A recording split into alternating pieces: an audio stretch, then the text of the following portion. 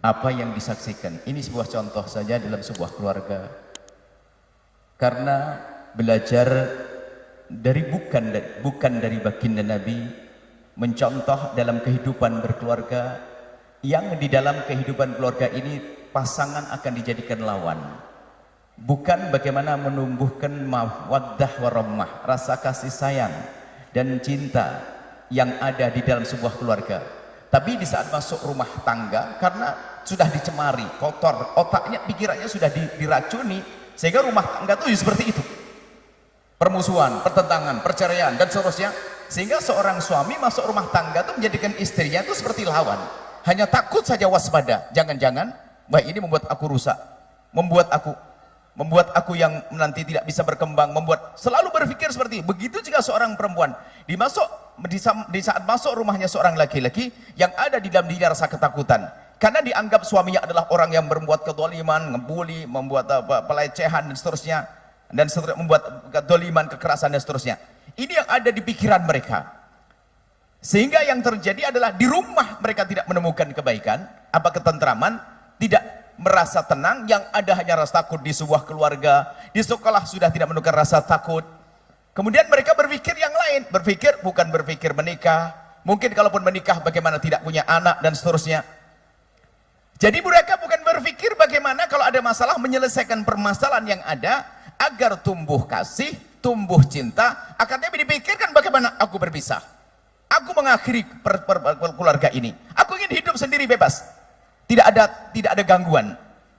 Nanti sehingga mereka tidak punya anak, tidak punya tanggung jawab, tidak punya beban, seperti itu yang mereka katakan, tidak perlu punya beban sama sekali.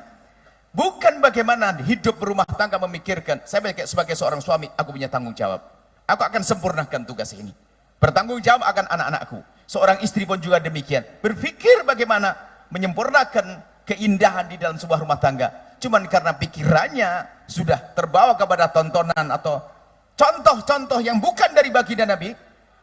Kalau ada masalah langsung cerai, itu adalah kezaliman, penganiayaan, wanita hanya dikekang, wanita banyak, tidak ada kebebasan, semuanya ini membahayakan hidup kita. Kita perempuan menjadi seorang yang hanya dikurung, tidak bisa ngapa-ngapain dan bermacam-macam. Itu menjadikan seorang perempuan di saat sedikit diluruskan atau diatur oleh suami, atau seorang suami mendapatkan masukan dari seorang istri, dianggap permusuhan. Wah ini kacau, aku harus cerai, harus pisah. Apa yang terjadi setelah itu? Di dalam rumah sudah tidak ada keindahan, sehingga yang terjadi adalah sekolah tidak indah, rumah tangga tidak indah. Itulah orang akan keluar dari bara kebaikan. Itu semuanya disampaikan oleh beliau bahwasanya karena mereka telah mengikuti arahan daripada syaitan dan bagundal-bagundalnya melalui yang saat ini kita temukan di media-media dan seterusnya. Bukan mengikuti petunjuk yang dibawa oleh baginda Nabi Muhammad SAW, bukan mengikuti cara hidup baginda Nabi SAW yang mengajarkan bagaimana hidup di rumah tangga itu harus baik, di keluarga yang indah, ya. Dalam hidup ini harus ada mewujudkan upaya untuk mewujudkan mawaddah warahmah, kasih sayang dan cinta di dalam sebuah rumah tangga. Dan itulah yang akan menumbuhkan keimanan, yaitu kepada yang dibawa oleh Nabi Muhammad SAW.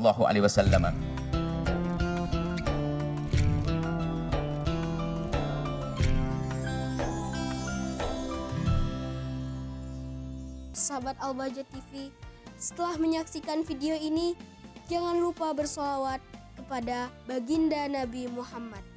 Shollu ala Nabi Muhammad. Allahumma sholli alaihi wa ala alihi wa sahbihi.